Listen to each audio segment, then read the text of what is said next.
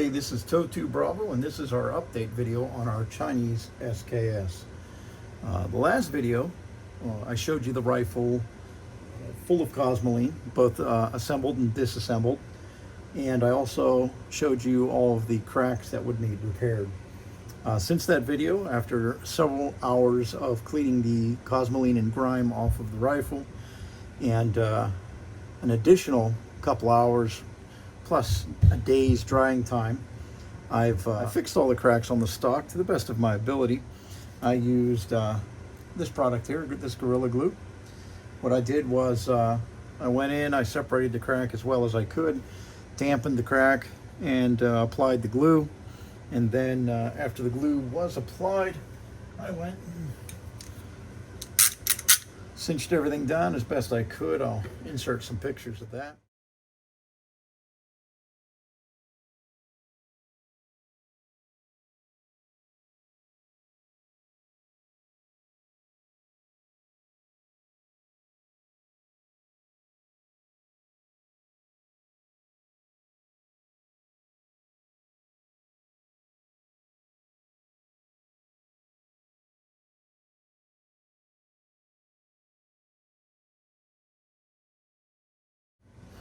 Gave it plenty of time to dry, and ultimately I think it turned out pretty well. You can see here, I think this lighting does a good representation of the wood. The wood has a really funky pattern to it. You can see the wood is kind of flecked all the way through here. It has a really neat pattern. If you remember, we had our one large crack here.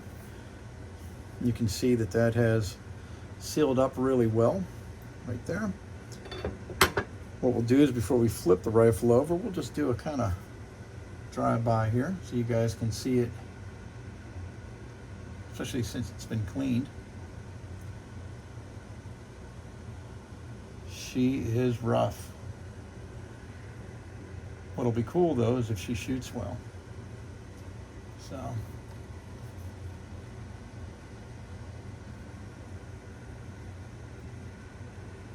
all right, let's take her to the other side.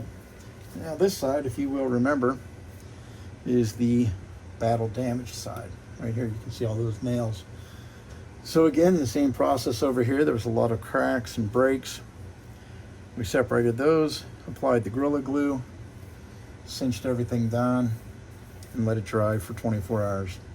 Everything looks like it's adhered really well. So it looks good. Of course, we won't know until we get out to the range, right? There's the butt plate after we cleaned it up. You can see the amount of use that this rifle has gotten. It has worn through the metal right there. Crazy, right? So we'll do a drive-by on this side. Battle damage there. It's all been glued up, cinched in. Glued up, cinched in right there.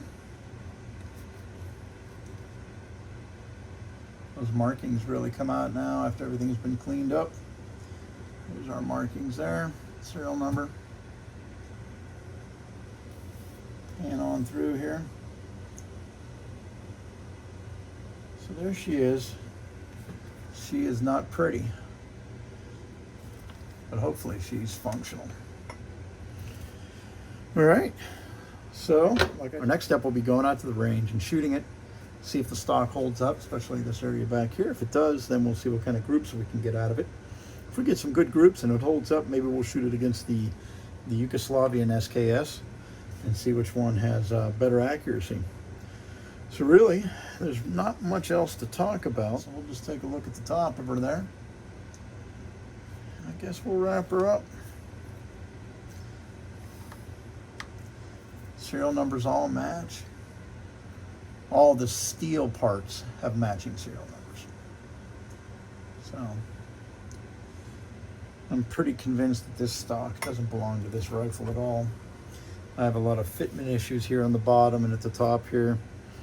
I don't know what that's about. I don't know if it's just pieces of the wood not having worn away on the inside and it's just not fitting well. But we'll see how it shoots. I mean, if it shoots well and it holds up, I'll keep it original. If it doesn't, if I have some failures on the wood, I certainly want a rifle that's usable. It doesn't do me any good being something that just sits in there that I can't fire and use, that I can't shoot.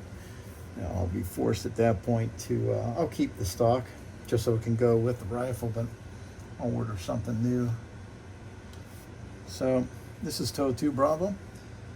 I hope you enjoyed the update video, and until I see you out at the range again, thanks.